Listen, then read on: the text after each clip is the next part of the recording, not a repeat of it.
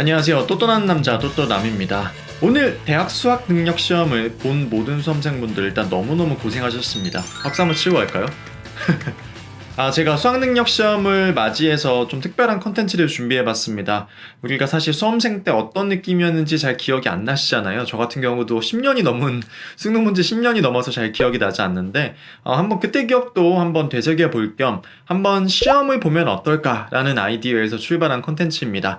단 제 채널이 여행 채널이잖아요. 그러니만큼 여러분들이 여행에 대해서 얼마나 알고 있는지에 대해서 간단하게 그냥 20문제 정도로 테스트한다고 생각하시면 좋을 것 같습니다. 1, 2, 3교시로 구분이 되어 있고요. 1교시는 그냥 여행 일반적인 내용, 2교시는 호텔에 대한 내용, 3교시는 항공에 대한 내용입니다. 20문제이니만큼 문제 하나당 배점은 5점, 총 100점 만점이라고 생각을 하시면 되겠고요. 진행은 일단 20문제를 먼저 풀게 되고요. 그 다음엔 노량진 여행 부분 명강사 또떠남의 해설 강의가 준비되어 있습니다. 알고 있으면 다 꿀이 되고 팁이 되고 피가 되고 살이 되는 그런 내용들이니까 해설 강의까지 보고 가시면 좋을 것 같습니다. 그리고 제가 두 문제당 하나의 섹션으로 만들어가지고 밑에 재생바에다가 섹션을 구분해 놓을 거예요. 만약에 두 문제를 먼저 푸셔서 다음 문제로 넘어가고 싶으면은 밑에 섹션을 클릭해서 넘어가면 빨리빨리 넘어갈 수 있으니 참고 부탁드리고, 고정 댓글에 보시면 제가 구글 서베이 폼을 통해서 답안지를 제출할 수 있게끔 만들어 놨습니다. 그러니까 좀 기억이 안 될 것 같다라고 하시면은 그 구글 서베이 폼도 활용하셔가지고 재미있게 마치 여행 가듯이 신나게 시험 보셨으면 좋겠습니다. 자, 그럼 모두들 만점 받길 기원하면서 여행 능력 평가 시작해보시죠.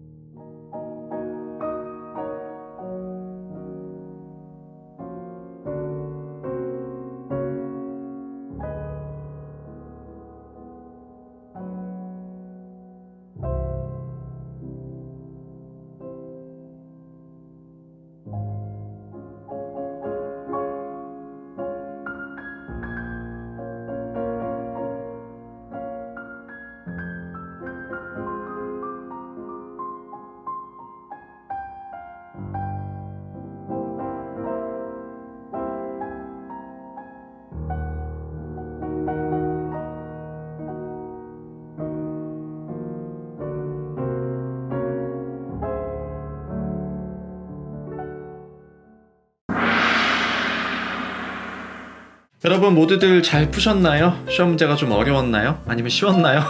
솔직히 저는 호텔 영역하고 항공 영역은 조금 쉽게 냈거든요. 근데 또 관심이 없는 분들께서 너무 좌절하지 않게끔 하기 위해서 난이도를 약간 낮춰봤는데 여러분들 어떻게 생각하셨을지 모르겠습니다. 불수능이냐 물수능이냐 여러분들이 한번 풀어보고 나서 댓글로 제가 분위기 파악 한번 해보겠습니다. 어쨌든 노량진 여행 과목 명강사 또또남이 함께하는 해설 강의 한번 시작을 해보겠습니다. 문제를 한번 보면서 좀 말씀을 드려볼게요. 먼저 1교시 여행 영역 중에 첫 번째 문제, 서울 시간과 뉴욕 시간의 그 GMT, UTC를 알려주고서 현재 시각을, 뉴욕의 현재 시간을 구하는 문제였는데요. 사실 UTC하고 GMT 같은 경우는 협정 세계시, 그린위치 평균시 뭐 그런 의미가 있어서 약간의 정확히 파고들면 차이가 있긴 하지만 사실 여행객 입장에서는 그냥 똑같은 의미입니다. 영국 런던을 기준으로 해가지고 시간이 얼마나 차이가 되는지에 대한 걸 보여주는 거고요. 우리나라는 9시간이 더 빠르기 때문에 GMT 플러스 9, 그리고 뉴욕 같은 경우는 5시간이 느리기 때문에 마이너스 5 시간대죠. 그러니까 우리나라하고 뉴욕 사이는 9 더하기 5에서 14시간의 시간 차이가 있게 되고, 문제에서 물어보는 게 오후 1시를 물어봤잖아요. 그러니까는 전날 오후 11시가 답이 되겠습니다. 정답은 2번이 되겠습니다. 너무 쉬웠나요? 2번 문제는 다음 중 제주도에서 볼 수 있는 풍경과 시기의 연결이 옳지 않은 것은, 이거는 사실상 굉장히 어떻게 보면 솔직히 저는 그냥 다 맞추실 거라고 생각하고 낸 문제긴 한데, 당연히 봄이니까 유채꽃은 3, 4월이겠죠. 그리고 동백꽃은 겨울에 가야 되잖아요. 그러니까 12월, 1월이 맞을 거예요. 근데 조금 고민이 되는 부분이 수국하고 청보리가 맞냐. 왠지 보리 하면은 추수하고 관련이 있으니까 뭔가 청보리가 색깔이 제일 예쁠 때는 9월달, 10월달이 아닐까라고 약간 오해하길 바라면서 문제를 내긴 했는데, 사실상 시골에서 좀 잘하신 분들은 이거는 너무 쉽다고 생각하실 거예요. 정답은 수국은 5월, 6월달에 만개하는 게 맞고요. 청보리가 9월, 10월이 아니고 4월, 5월 달에 가시면 제주도에서 청보리가 가장 이쁜 모습을 보실 수가 있습니다. 3번, 다음 중 면세 쇼핑과 관련된 설명 중 옳지 않은 것을 고르시오. 여행할 때 사실 출국할 때 다들 면세 쇼핑을 하시잖아요. 이거에 대해서 조금 아리까리한 부분이 있을 거예요. 게다가 최근에 개정이 된 부분도 있어서 제가 문제로 한번 넣어봤습니다. 먼저 첫 번째, 출국 시 내국인 구매 한도는 제한이 없다라고 되어 있는데, 이게 어떤 의미냐면은 우리가 아무리 돈이 많아도 내가 면세 혜택을 받지 않는다고 해도 예전에는 이 면세품을 구매할 수 있는 한도가 개인별로 있었어요. 이게 제가 찾아보니까 예전에는 그 외화 달러를 국부를 외부로 유출시키는 걸 막기 위해서 그런 제한이 있었다고 하네요. 근데 이게 좀 현대 시대와는 맞지 않아서 올해 3월 달에 내국인 해외 출국 시 그 면세품 구매 한도가 아예 없어졌습니다. 원래는 5,000달러였는데 아예 없어져서 여러분이 원하는 만큼 면세 쇼핑을 하실 수가 있어요. 근데 면세 쇼핑을 할 수 있다는 의미가 그 5,000달러 넘어가도 다 내가 면세 혜택을 받을 수 있다는 건 아니고, 원래부터 면세 혜택을 받을 수 있는 한도는 또 별도로 정해져 있었습니다. 이전에는 면세 쇼핑할 때 600달러가 최대 제한이었어요. 그러니까 600달러까지 구매한 물품에 대해서는 내가 면세 혜택을 받아서, 여러분들이 뭐 600달러 미만이 되는 뭐 그런 카드 지갑이나 뭐 그런 거 많이 구매하셨잖아요. 이 한도가 올해 9월부터 800달러로 인상이 됐습니다. 코로나 때문에 많은 분들이 여행을 그동안 안 가셔가지고 모르고 계신 분들이 굉장히 많을 것 같아요. 3번하고 4번에 보시면 술과 향수에 대한 면세 한도 개별 적용에 대한 내용이에요. 개정이 되기 전에도 향수하고 술 같은 경우는 똑같이 그 600달러 혹은 800달러의 면세 한도에 포함되지 않고 개별 면세 적용이 되었었는데, 향수 같은 경우는 제도의 변경이 없습니다. 예나 지금이나 60ml까지는 별도로 면세 한도를 받을 수가 있었어요. 근데 술 같은 경우는 예전에는 한 병 1리터 그리고 최대 금액 400달러까지만 이 600달러 이외에 별도 면세 혜택을 받을 수 있었는데, 근데 이게 개정이 돼서 현재는 2병까지 그리고 2리터까지 적용이 되고 단 그 400달러 제한은 똑같습니다. 자, 그래서 정답은 2번입니다. 저는 좀 많은 분들이 제도 바뀐 걸 모르고 계실 거라고 생각해서 약간 틀리길 바라면서 출제해봤습니다. 그리고 4번, 다음 중 대한민국과 계절이 반대인 나라를 고르시오. 자, 이거는 어떻게 보면 조금 쉬운 문제죠. 북반구하고 남반구가 계절이 반대잖아요. 한국은, 대한민국은 북반구에 속해 있으니까 남반구에 위치한 나라 하나만 고르시면 됩니다. 정답은 4번 아르헨티나가 되겠죠. 다음 5번. 다음 중 공용화폐로 유로화를 쓰지 않는 나라를 고르시오. 자, 우리가 유럽에 여행할 때 예전에는 그 나라별로 화폐를 준비했다면은 유로화 사용이 시작된 이후에는 그냥 유로만 있으면 되잖아요. 근데 아직도 유로 대신에 자체 화폐를 쓰는 나라가 몇 개가 있습니다. 핀란드, 프랑스, 아일랜드 모두 유로화를 쓰고 있고요. 체코는 제가 또 작년에 체코 갔다 왔잖아요. 작년이 아니구나. 제가 올 6월에 체코 갔다 왔잖아요. 너무 시간이 많이 지나서 제가 착각했는데 체코 같은 경우는 유로 대신에 아직도 코로나라는 자체 화폐를 쓰고 있습니다. 그래서 정답은 3번 체코입니다. 다음 6번. 다음 중 대한민국 국적의 여행객이 입국할 때 비자가 필요한 나라가 아닌 것은 사실 대한민국의 여권이 무적 여권이라고 불릴 만큼 굉장히 많은 나라에서 비자 없이도 입국이 가능합니다. 하지만 비자가 유독 필요한 나라가 몇 군데가 있는데요. 먼저 중국 가실 때 비자 신청해 보신 분 많을 거예요. 중국 비자 필요하고요. 캄보디아도 필요합니다. 근데 캄보디아 같은 경우에는 사전에 비자를 발급받지 않고 공항에 그 캄보디아 공항에 도착해서 비자를 발급받는 도착 비자 시스템이 있어서 조금 더 편하죠. 그리고 볼리비아는 우유니 사막으로 유명하잖아요. 저도 예전에 좀 한 4, 5년 된 것 같은데 다녀왔는데 볼리비아 같은 경우는 비자가 필요하고 한국에 있는 볼리비아 대사관에 가셔서 발급을 받으시면 됩니다. 그래서 정답은 라오스는 무비자 입국이 가능한 나라입니다. 다음 7번. 다음 중 항공기 탑승 시 수화물과 관련된 설명 중 옳지 않은 것을 고르시오. 여러분들 비행기 탈 때 이거 내가 비행기 안에 가지고 들어가도 되나 안 되나 고민이 되는 물품들이 있을 거예요. 사실 위탁 수화물, 즉 가방에 넣어가지고 이렇게 보내버리는 수화물 같은 경우는 크게 이슈가 없는데 조그만 캐리어에다가 혹은 배낭에다가 담아가지고 비행기 안에 들고 가는 수화물 같은 경우는 들고 갈 수가 없는 수화물이 특정이 되어 있습니다. 그거와 관련된 문제고요. 1번. 국제선 탑승 시 김치, 고추장 등 액체가 포함되어 있는 음식물은 용량에 관계없이 기내 반입이 불가능하다. 냄새가 나는 그 액체, 막 김치 국물 같은 거를 비행기 안에 가지고 들어갈 수가 있냐? 안 될 거라고 생각하시는 분들이 많지만 가능합니다. 단 이게 제한이 있어요. 100ml까지만 가지고 들어갈 수 있고 또 그거를 1리터짜리 비닐백에다가 넣어서 가지고 가셔야 됩니다. 그리고 이제 크기 제한도 있어요. 이게 사실 뭐 김치뿐만 아니고 뭐 스킨로션이나 그런 화장품 같은 것도 100ml 이하의 경우는 국제선도 반입이 가능합니다. 요거 꼭 알고 계셔야 될 것 같고 이거하고 좀 헷갈릴 만한 게 2번이죠. 국내선 탑승 시 액체 형태의 화장품은 용량에 관계없이 기내 반입이 불가능하다. 자, 국제선에서 이런 걸 막 이렇게 뭐 액체 같은 거를 가지고 들어가면 안 된다라고 생각하셨던 분들이 많아서 국내선도 그게 똑같이 적용되는 줄 아는 분들이 많으실 텐데 국내선은 제한이 없습니다. 국내선은 가지고 비행기 타셔도 문제가 없으니 제주도 갈 때 이거 붙여야겠다라고 생각하셨던 분들 이번 기회에 통해서 알고 가셨으면 좋겠습니다. 3번. 안전날이 포함된 면도기는 기내 반입이 가능하다.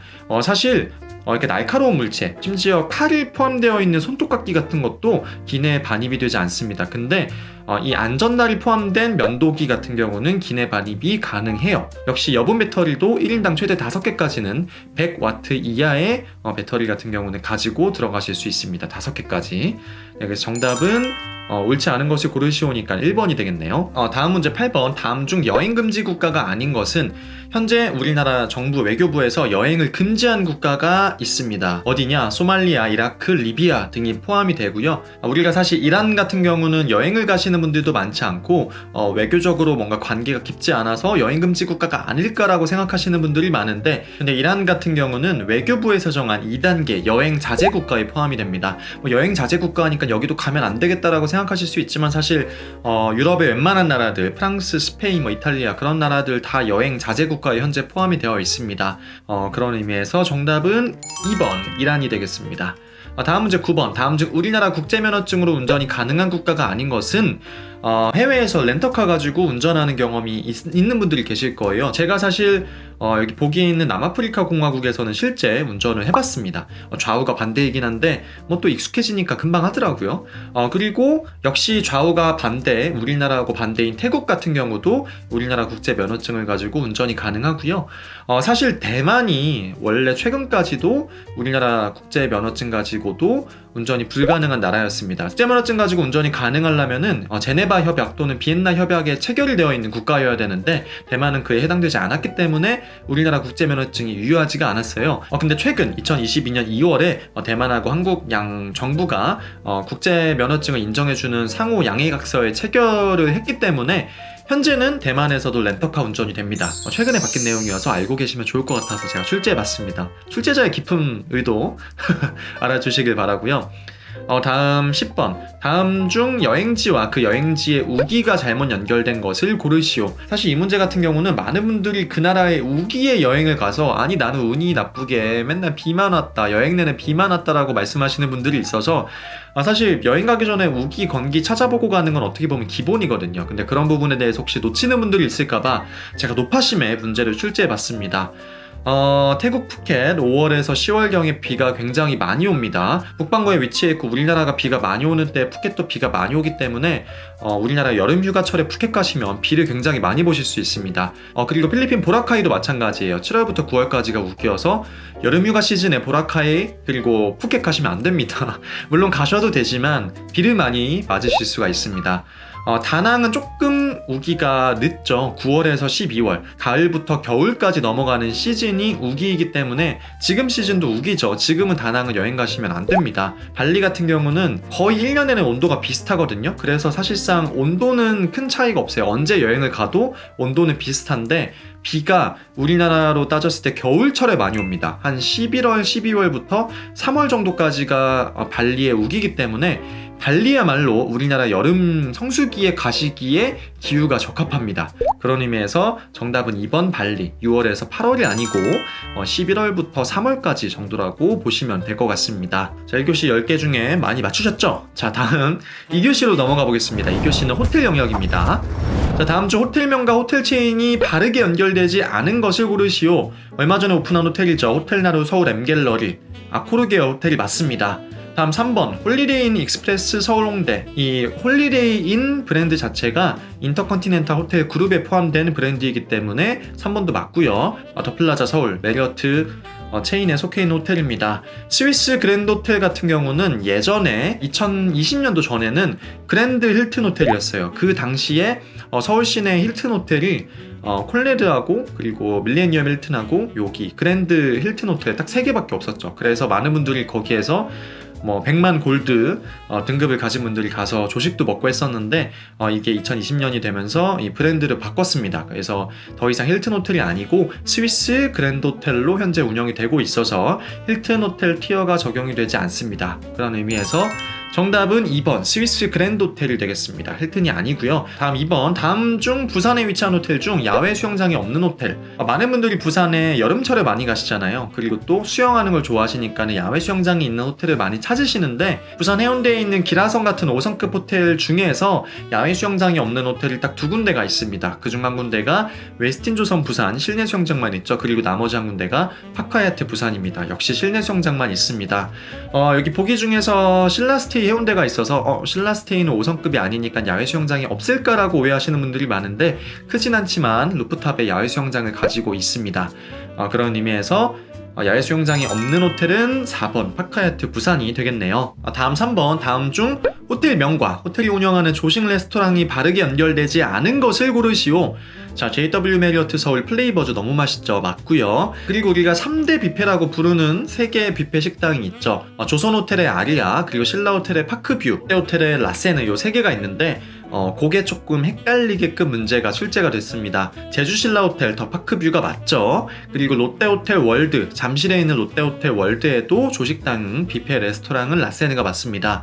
하지만 웨스틴조선 부산은 웨스틴조선 서울이 아리아고 그랜드조선 부산 그리고 그랜드조선 제주가 아리아인데 비해서 웨스틴조선 부산은 까밀리아라는 별도의 레스토랑이 있습니다. 그래서 정답은 3번이 되겠습니다. 4번 다음 호텔 중 이그제큐티브 클럽 라운지를 운영하는 호텔을 고르시오. 우리가 먹캉스, 호텔 내에 투숙하면서 계속 먹기만 하는 호캉스를 떠나시는 분들이 많잖아요. 그런 분들을 위해서 이 문제를 내봤습니다. 여기는 가시면 클럽 라운지가 없습니다라는 의미의 호텔 3군데를 보기에 넣어봤는데요. 반얀트리 서울, 파크하얏트 서울, 그리고 비스타 워커힐 서울까지 다 5성급 호텔이고 너무 훌륭한 호텔이지만 클럽 라운지가 없습니다. 조금 헷갈릴 만한 부분이 비스타 워커힐 서울인데 그 바로 옆에 있는 그랜드 워커힐 서울 같은 경우는 클럽 라운지가 있지만 비스타 워커힐 서울은 없습니다.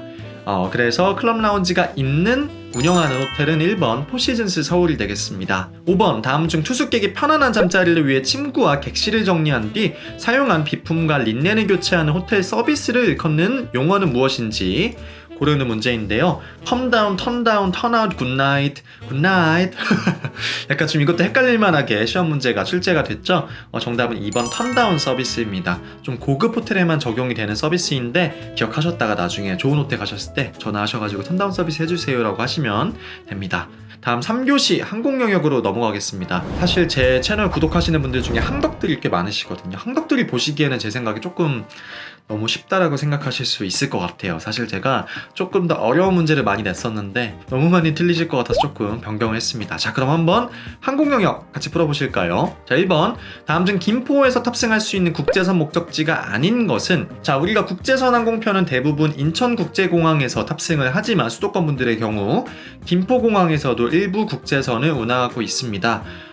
사실 김포공항이 인천공항보다는 서울 시내에서 훨씬 가깝기 때문에 김포공항에서 국제선에 탑승해서 여행을 가시는 것이 굉장히 편하죠. 그리고 이건 여러분들이 꼭 알고 계셔야 되는데, 특히 직장인들 휴가 연차 하나 두 개 정도 써가지고 아니면 주말만 잠깐 갔다 오는 여행 같은 그런 짧은 여행 있잖아요.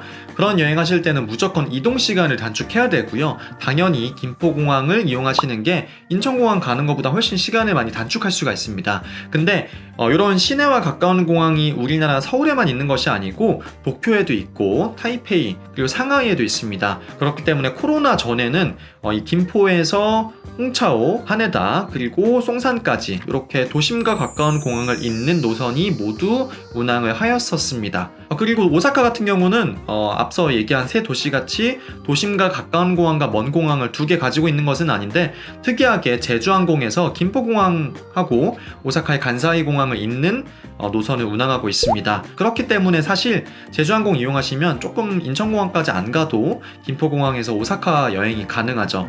보기 4번의 중국 상하이 푸동공항 같은 경우는 우리나라 인천공항에서 인천 푸동 노선을 운항하고 있고, 현재는 아직 중국 노선이 모두 다 복항이 안 돼서 운항을 하고 있지 않습니다. 그래서 정답은 4번이 되겠네요. 자, 그 다음 2번 다음 중 인천국제공항 제2여객 터미널에서 탑승하는 항공사가 아닌 것은, 자, 우리가 예전에는 인천국제공항 터미널이 하나밖에 없었는데 이제 두 개가 되면서 어느 지하철역에서 내릴 것인가, 어디에서 내가 탑승 수속을 해야 되는지 잘 알고 가셔야 됩니다.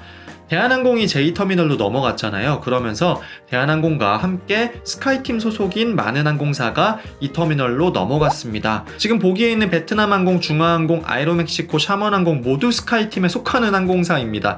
그러니까 좀 헷갈리시겠죠? 근데 베트남항공은 아직 이 터미널로 넘어가지 않고 여전히 1터미널 탑승동에 남아 있습니다. 탑승동은 여러분들이 아시죠? 1터미널 가셨을 때 셔틀 트레인 타고 넘어가는 곳 있잖아요. 저기 멀리 가는 곳. 거기에 아직도 베트남항공이 탑승을 진행하고 있습니다. 그래서 정답은 베트남항공 제1터미널 탑승동에서 탑승을 하시면 됩니다. 자, 다음 3번 다음에 아시아나항공이 운영하는 항공기 중 180도 풀플랫으로 펼쳐지는 비즈니스석이 아닌 일명 미끄럼틀이라고 불리는 비즈니스 좌석이 설치된 항공기는 무엇이냐? 자, 아시아나항공의 비즈니스 좌석 중에서 평평하고 되게 좋은 좌석이 있고, 반면에 조금 평평하지 않고 약간 경사진데 누워있는 것 같은 그런 미끄럼틀 좌석이라고 불리는 비즈니스석을 탑재한 항공기가 있습니다. 그 항공기는 요 4개의 보기 중에 A330-300, 에어버스의 A330-300, 정답은 2번이 되겠습니다. 다음 4번 다음 중 개편된 대한항공의 마일리지 제도인 스카이패스가 최초로 적용되는 날짜는, 자, 대한항공의 마일리지 제도가 개학이 되었죠. 훨씬 고객한테 불리하게 바뀌었습니다. 예전보다 훨씬 더 많은 마일리지가 있어야 마일리지 발권이 가능해졌습니다. 그 변경이 되는 시점이 언제인지 묻는 문제이고, 이건 여러분들이 또 까먹으셨을까봐 제가 경각심을 드리기 위해서 일부러 출제를 했습니다. 정답은 2023년 4월 1일부터 적용입니다. 2023년 3월 31일까지 발권하는 항공편은 이전 제도가 적용이 되기 때문에 여러분들 중에서 마일리지 좀 모아놨고 좀 써야겠다라고 생각을 하시고 계시다면 웬만하면 2023년 3월 31일까지 발권에 마치셔서 기존의 차트 적용을 받으시는 것이 훨씬 유리합니다. 제가 이거 진짜 거의 매년 한 두세 번씩은 여러분들께 말씀드리는 것 같은데, 정말 이거 유의하시고 빨리빨리 발권하세요. 저는 다 털었습니다. 네. 자, 다음 마지막 문제. 다음 중 인천국제공항 제2 터미널에서 이용이 불가능한 라운지는, 자, 우리가 공항에 가면 라운지 이용이 가능한 카드 가지고 라운지 많이 이용하시잖아요. PP카드나 뭐 라운지 키나 그런 거 가지고 많이 이용하시는데, 그 중에서 이 터미널에 없는 라운지가 있습니다. 이 터미널 같은 경우는 SPC에서 운영하는 SPC 라운지가 있고요. 그리고 롯데에서 운영하는 라운지 L이 있습니다. 그리고 음식 맛있기로 유명한 마티나 라운지가 있습니다. 마티나 골드 라운지도 있어요. 더 버전이 좋은, 더 훨씬 훌륭한 라운지도 있습니다. 하지만 스카이어브 라운지 같은 경우는 제1터미널 탑승동과 여객동에 위치하고 있고 제2 터미널에는 있지 않습니다. 그렇기 때문에 정답은 4번 스카이어브 라운지가 되겠습니다. 자, 여러분들 몇 개 맞으셨나요? 많이 맞았으면 그냥 기분 좋게 아, 나 여행 좀 다녔구나, 나 좀 많이 아는구나 라고 이렇게 어깨 뽕 해가지고 여행하시면 되고요. 많이 틀리셨다고 해도 오늘 이 해설 강의를 통해서 많이 좀 알아가셨으면 좋겠고, 이걸 통해서 여행하시는데 조금이나마 도움이 되길 바라는 마음에서 이 컨텐츠 만든 거니까 요거 알고 즐거운 여행 하셨으면 좋겠습니다. 저도 좀 출제하면서 오랜만에 과외하는 느낌도 나고 지금 해설 강의 하는 것도 되게 재미있네요. 어쨌든 수능을 맞이해서 오랜만에 여러분들 이렇게 카메라 앞에 앉아서 하는 컨텐츠 진행해 봤는데요. 앞으로도 종종 이런 재밌는 컨텐츠도 진행해 보겠습니다. 자, 그럼 모두들 너무너무 수고하셨고요. 수험생분들은 더 많이 수고하셨고요. 지금까지 저는 떳떳한 남자 떳떳남이었습니다. 감사합니다.